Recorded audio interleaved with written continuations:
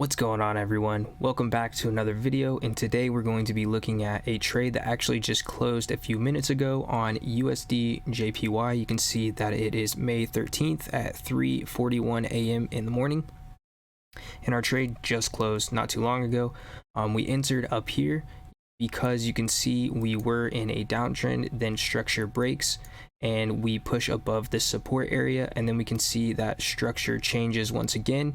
But I wasn't looking at the charts when this happened right here, so we did miss out on about a 15 extra pips that we could have snagged on this trade. But we did get in at the next level retest right here, and we took it down to this imbalance in the market that I saw right here. Normally I would have taken the trade to this 4-hour support area and called it a day, but because I noticed that there was this little imbalance right here in the market, I decided to use that as my target to get an extra, I don't know, maybe 5 pips. Let's go ahead and just measure that just to be sure. Yeah, about 5 pips.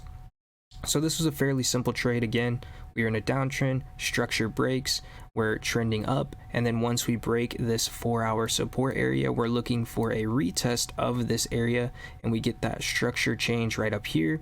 But we weren't at the charts to get this entry right here, so we got the next available one, which was right here, ultimately giving us about 38 pips, taking it all the way down to this imbalance in the market. So if you guys have any questions over this trade or anything that you don't understand at all, please go ahead and leave a comment below, and I'll be more than happy to help you out. And also, if you want to see these trades when I'm taking them live, go ahead and follow me on Instagram and check out my stories. With that being said, I'll see you guys in the next video.